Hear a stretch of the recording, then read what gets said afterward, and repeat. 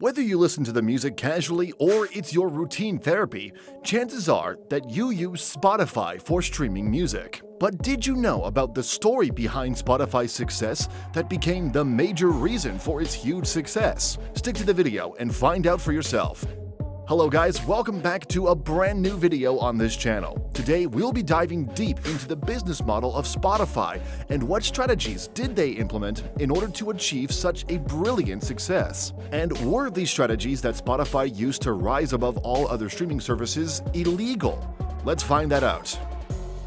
The idea behind Spotify was conceived back in 2006 by Daniel Ek. The basic idea of this music service was to bring such a service to the market that would provide users with a one-stop solution for all their music needs. Spotify was supposed to bring all the music to one platform that you could listen to immediately after searching. At the time Spotify came out in 2008, streaming services like Napster were very popular among the public. The problem with Napster was the free sharing of music neglecting the copyright regulations. Daniel was very successful at identifying the problem, and he brought Spotify to fill the gap by launching a platform that would acknowledge artists and producers by giving them royalties in return for their content audience. However, the dilemma rose when Spotify had to test its first product. Initially, they claimed that their app would provide safety nets for the record labels by providing them royalties instead of launching a free service for free riders. The idea of such an app was amazing, but before they could launch, a problem came up that was how could they do their service? No record label was ready to hop on before they could see what their products could do, but to test their product, they needed music. So, looking at the greater good that would come afterward, they downloaded lots of free music from pirated websites and used that website to test their product. One can call that illegal, but I would say let's settle at necessary evil rather than labeling it illegal altogether. When the test version came out, it became an instant sellout. People loved it. Everything was a single search away from the latency of playing music brought to a minimum. Spotify was a pioneer in introducing such features in the industry. Hence, everyone, from record label owners to the general public who received the beta versions, fell in love with it. But the hype and appreciation alone don't earn you success if you fail to get the necessary stakeholders on board. This problem was the next dilemma that Spotify had to overcome: how to make sure they had the necessary label owners. Label owners were quite affected by the apps like Napster, and they were not quite convinced with the ad revenue-based model of Spotify. To make their service successful and bring the labels on board, Spotify had to come up with the formula of charging a fee to the customers. This worked like a viable formula at the start, but throughout the years, Spotify, no matter how successful it was, it always faced the threat of labels discarding licenses and contracts. So, to make their business sustainable, they had to do something. Since its launch in 2008 to the initial few years, record owners kept the upper hand on Spotify until they came up with a solution for it. So, in 2015 and onwards, Spotify came up with the idea of personalized playlists. Spotify's interface was already planned in a way that one couldn't use it without registering on platform, even for those who used a free version. To leverage the data from users' preferences of music, Spotify planned to integrate artificial intelligence to provide users with a customized music experience. This was Spotify's first power move to balance the scales of power with record owners. Now, Spotify was able to provide users with playlists, meaning it could control the music users listen to. They could pull certain music up in the ranks or downrank it by simply changing its place in their customized playlists. Do you get where all this is headed?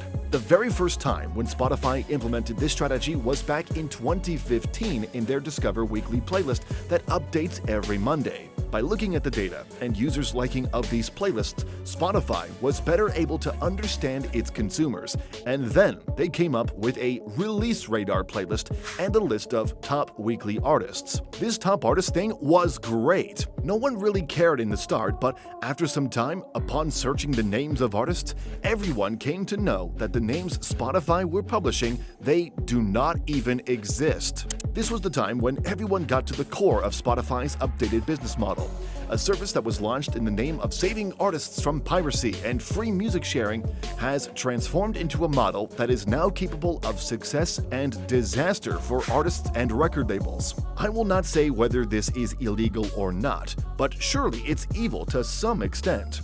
Providing users with a list of music based on what works best for Spotify could be considered a form of manipulation and user data infringement. But that's not the topic for today.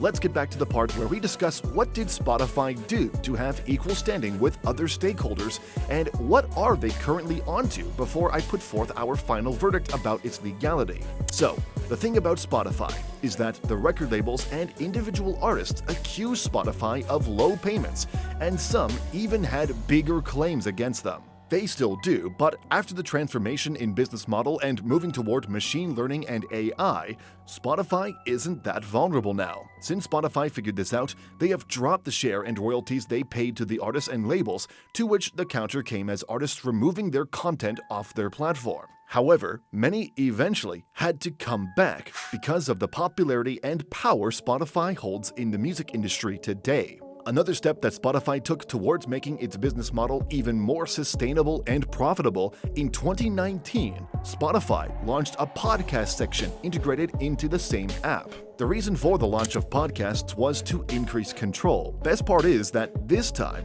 instead of just becoming the distributor of the content, it took the role of producer by producing podcasts and buying a few others. Combining all these discussions, now we have a platform that can provide its users with customized playlists and a bunch of Spotify's own productions in terms of both music and podcasts. This truly is something that no one thought of at the time it came out. The ultimate power to rank or remove from playlists, the option of boosting the content if it's paid for, and using AI-based music under the shadow names of artists that don't exist is surely too much power on one side of the scale. Today, Spotify is a platform with billions of downloads over several app stores and with over 90% paid user base. No one can deny the fact that Spotify is a success and the fact that they hold supreme power in the music industry by beating every other streaming service.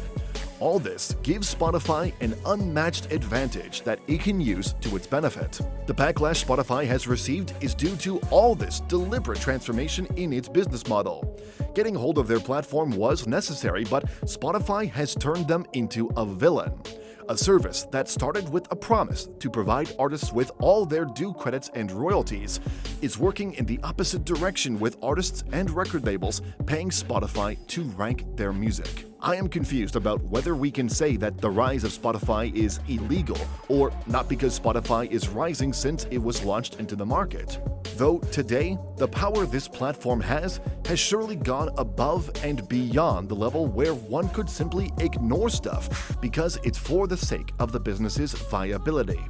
However, it's how Spotify today operates. From a user's perspective, customized playlists are amazing because now you can listen to music that you don't know, but from the point of view of creators, it has turned the tables.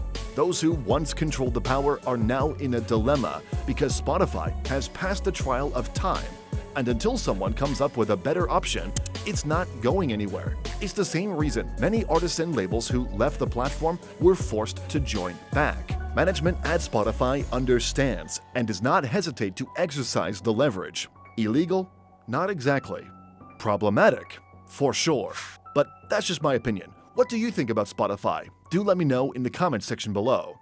And on that note, I'll end this video here. If you like it, let me know by giving it a thumbs up. Do not forget to subscribe to the channel and hit the bell icon for future notifications. Thank you so much for watching, and I'll see you in the next one.